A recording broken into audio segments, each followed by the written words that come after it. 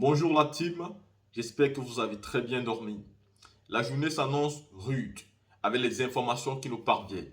On a l'impression qu'une guerre peut s'éclater au Niger, car vous avez d'un côté la CEDEAO qui a décidé de faire un communiqué.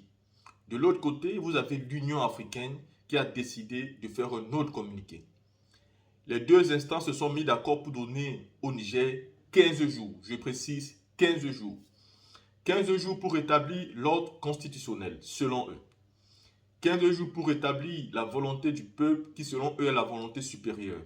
15 jours selon eux pour établir la souveraineté et la démocratie. À côté de ça, vous avez eu la réponse du porte-parole du gouvernement du Niger, qui a expliqué ce qui se prépare.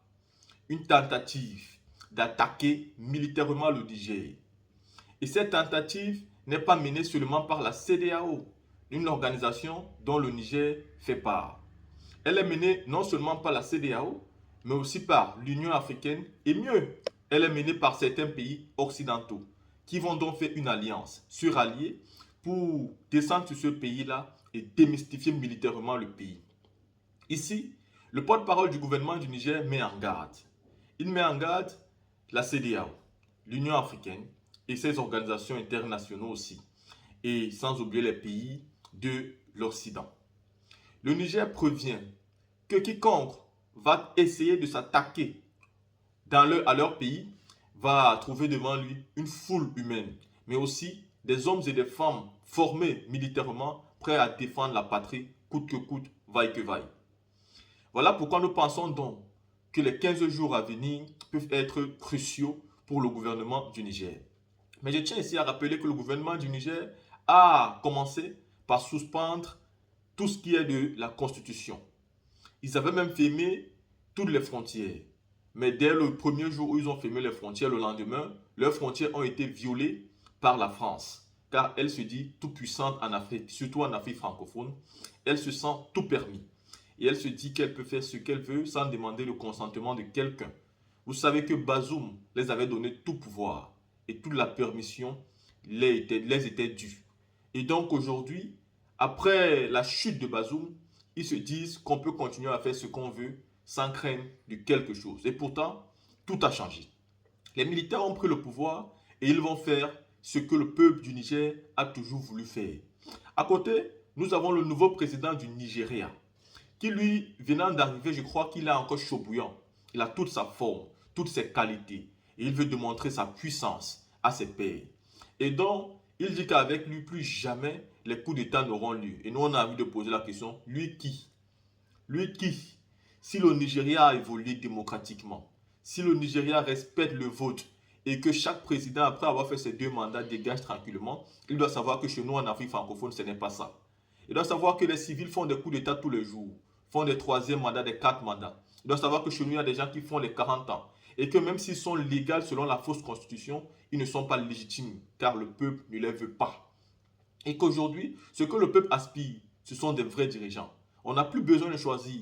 Si le vrai dirigeant peut faire le coup d'État, être honnête et défendre nos intérêts, c'est ce qui nous intéresse.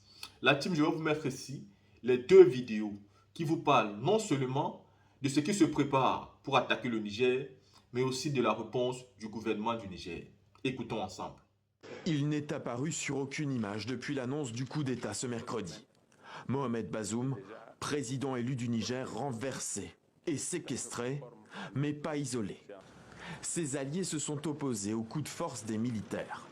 En Afrique d'abord, l'Union africaine donne ce matin un ultimatum aux putschistes pour rétablir l'autorité constitutionnelle sous 15 jours et exige des militaires le retour immédiat et sans condition dans leurs casernes. Ces exigences interviennent à la veille d'un sommet de la CEDEAO à Abuja. Des sanctions pourraient bien y être prises à l'égard des militaires. Le président kényan a lui aussi condamné ce coup d'État et en appelle à la communauté internationale. La résurgence des coups d'État militaires et des tentatives de subversion de la volonté des peuples sur notre continent bien-aimé exige une réponse unie et globale afin que les responsables soient tenus de rendre compte de leurs actes.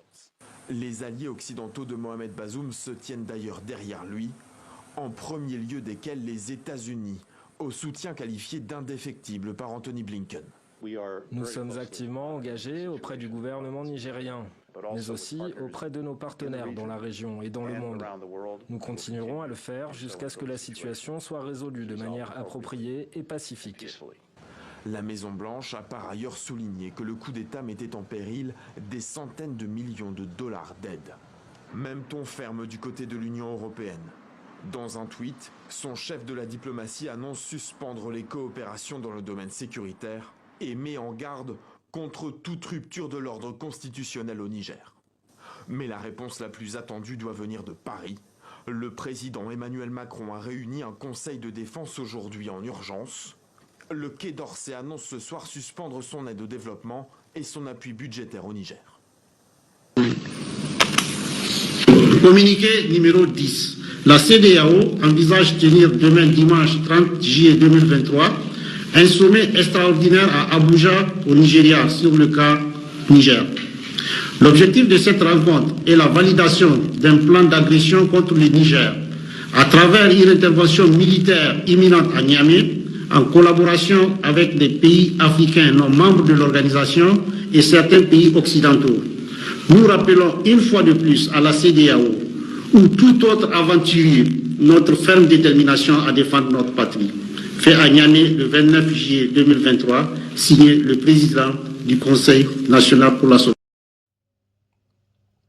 Après avoir écouté les deux vidéos, nous sommes donc sur la même longueur d'information. Vous comprenez donc avec aisance que le Niger approche petit à petit vers une confrontation militaire avec beaucoup d'États. Je tiens à rappeler qu'ici, c'est la CEDEAO qui devait tout d'abord, s'il fallait que les sanctions arrivent, sanctionner le Niger. C'est la CEDEAO qui devait aussi essayer de rétablir l'ordre constitutionnel si cela pouvait arriver. Parce que c'est eux qui ont le droit et c'est dans cette institution aussi que le Niger a volontairement signé. Et donc, c'est eux qui devaient avoir affaire avec le Niger et c'est à eux que le Niger devait répondre. D'où vient-il que l'Union africaine, même si le Niger fait partie de l'Union africaine, commence directement à se prononcer? Ils doivent prendre leur temps. L'Union africaine, je le précise encore, doit prendre leur temps avant de commencer à se décider sur ce qui se passe au Niger. En réalité, ce qui est en train de se passer là leur fait peur. Ça fait peur aux dirigeants dictateurs. Ça fait peur à ceux qui veulent mourir au pouvoir. Ça fait peur aussi aux Occidentaux parce qu'ils savent que maintenant, s'ils ont vraiment perdu le Niger, quelle sera donc leur base? La team, vous savez qu'après la mort de Muammar Kadhafi, tout a bousculé. Tout a bousculé parce que le désert du Sahara a été habité par tout le monde. Un trafic d'armes, pas possible. Un commerce de marchandises, commerce de personnes. La peau noire a été la matière première. Et du coup, même les êtres humains, on les prenait et on les revendait. Aujourd'hui, s'il y a un nouveau gouvernement militaire au Niger, il va réduire beaucoup de choses, refaire sa constitution, mais surtout protéger les matières premières et affronter l'Occident. Aujourd'hui, vous savez que les militaires sont en train de démontrer au Mali que oui, ils peuvent faire quelque chose de bien, car ils sont formés et ils ont connu la guerre et les moments difficiles. Les militaires au Burkina Faso sont en train de nous montrer la même chose. Et pourquoi pas au Niger? Et donc nous apportons totalement notre soutien au nouveau gouvernement du Niger du moment où ils ne trahissent pas la lutte. Nous avons perdu la trace de Mamadi Doumbouya. Nous ne savons pas exactement ce qu'il en est de son pouvoir, ce qu'il veut faire, c'est même ce qu'il cherche. Au début, ça a été fondé sur beaucoup d'espoir. Nous avons cru en lui et nous avons misé gros sur le fait qu'il soit un homme digne. Il s'est caché aujourd'hui, on se pose la question de savoir pourquoi il fallait renverser Alpha Condé s'il devait venir faire la même chose ou même pire. Nous demandons aussi pourquoi beaucoup de présidents ont décidé de fuir la photo de famille avec la Russie. Pourquoi les Macky Sall ont disparu tout d'un coup?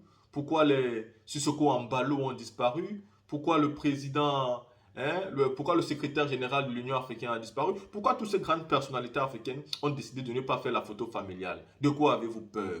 Vous êtes tellement soumis à ce point à l'Occident, au point que vous n'avez pas assez de coronesse pour faire une simple photo, donc vous ne voulez pas qu'on vous voie en photo avec Vladimir Poutine, avec Ibrahim Traoré, avec Assimi Goïta. Je félicite donc tous ces présidents qui ont assumé leur position. Je les félicite. Je félicite aussi le président Paul Biya qui a assumé cette position. Même si je ne suis pas, d'accord avec lui, je pense qu'en Russie, il a posé depuis 40 ans une bonne action. l'action d'assumer sa relation avec Poutine, l'action de discuter sur les choses réelles, l'action de discuter sur le plan sécuritaire et militaire. Je pense qu'en plus de 40 ans de pouvoir, pour une fois, il est en train de faire quelque chose d'important. Je pense que tous les présidents qui ont son âge devaient donc savoir qu'il fallait s'aligner dans cette nouvelle donne, car la nouvelle génération ne se laissera plus faire.